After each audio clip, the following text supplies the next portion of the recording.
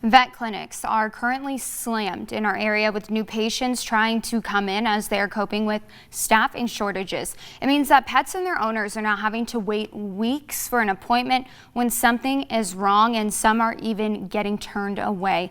That is no different for the Southern Oregon Veterinary Specialty Center. That is where we find Newswatch 12's Adam Schooms this midday, who is standing by with a live representation and representative of that vet center. Adam, I know that you are absolutely in heaven right now seeing all of these dogs, but what's kind of sad about what's going on is that they are in the hospital and there's other dogs who cannot be in the hospital right now.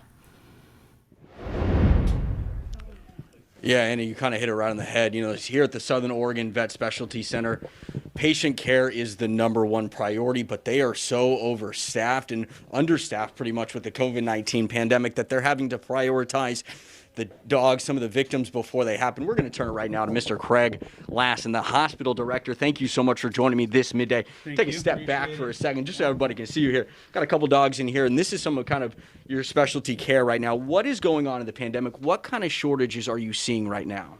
Yeah, we run about 120 staff members here. We probably should have closer to 150 for this operation. We're a 24-hour a day, 7-day a week, 365 organization. You know, we are suffering from probably a perfect kind of trifecta here of conditions between COVID restrictions on the general practices in the area. We've had a huge increase in pet ownership during this pandemic, and our industry has been plagued by a national shortage of veterinarians, skilled technicians, and reception staff in the medical field for us. So with those shortages and all those conditions coming together, it's made it really difficult for our nursing team to be able to keep up with the volume of cases that are coming through the hospital on a regular basis. We were kind of talking before. We saw a pretty traumatic scene out there before, just with an owner bringing in her dog, and you had to kind of prioritize her dog over some others. The reason behind that, and just the sheer shock and just sadness on that owner's face as she had kind of had to go through what was going on with that dog. Yeah, and it's a situation that we see here, all day long, every day. Between the level of trauma that we see and the volume that's coming at us, it makes it quite difficult for us to be able to. We're in a position where we have to pick and choose which patients we can work on. So obviously we're focused on the most critical patients, animals that are hit by car.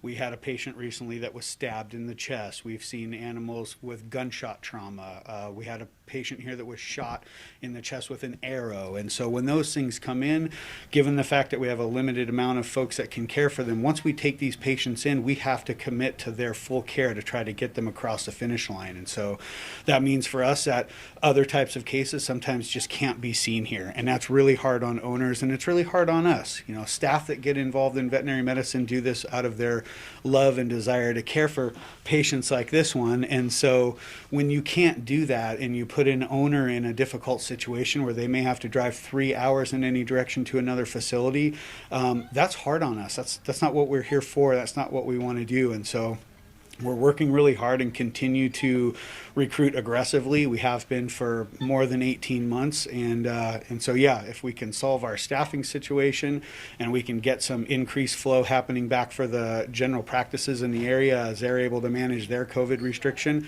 we can get back to a little bit more normal business. You definitely read my mind, and this patient right here looks like he's doing just fine. Definitely won my heart over today for quite a period of time. What do you, as we can kind of take a live look at him right now, just looks so happy. You guys have done a great job. What do you recommend for pet owners as they come here? I think probably more than anything, they should try to maintain as close a relationship as they can with their general veterinary practice that they go to for everyday care. If you've got a patient that's on regular medication, make sure you've got that stocked up, because if you find yourself suddenly running out and coming to us, we may not have the time to get those filled for you in the time that you need it. They may be able to pick up on things earlier before it becomes an emergency with us. Two, I would say definitely look into pet insurance. insurance. If you arrive at an emergency practice and you don't already have pet insurance, it's going to be too late for you. So companies like Trupanion are amazing. There are many out there to choose from. And then if you do find yourself in a situation where you're coming here, please be patient with us. Our delays can be anywhere from 4 to 6 hours on the shorter side to up to 48 hours, depending on what's going on. And we may need to ask you to seek care at another facility for something that you think we should be able to take care of. And we just ask that you please be patient with our reception staff, with our triage staff. We're always happy to take a look at your patient and help you understand what's going on, but it's going to have to be in a time frame that works in a way that allows us to care for these patients here that are critical of nature and maybe are fighting for their lives, where minutes and hours make a difference for them. So we have to prioritize them. We know that's hard to hear for other people, and we just ask for your patience.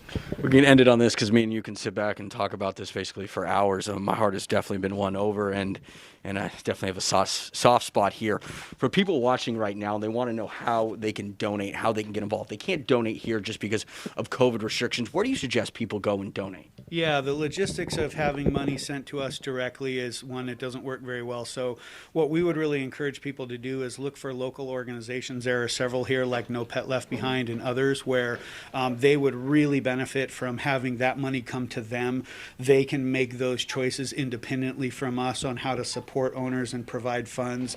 The animal shelters also, they're not represented in this conversation often, but Jackson County, Josephine County, Siskiyou County, and so many others are all also struggling to provide care in their facilities. So those agencies work with us also and bring us patients as well. So all those folks could use any kind of funds that people are willing to contribute.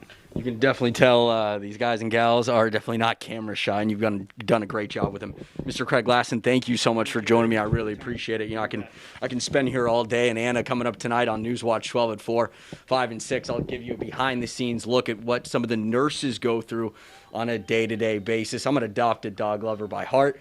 But for now, we'll send it back to you live in the studio. For now, we're live in Central Point. I'm Adam Schoombs, Newswatch 12.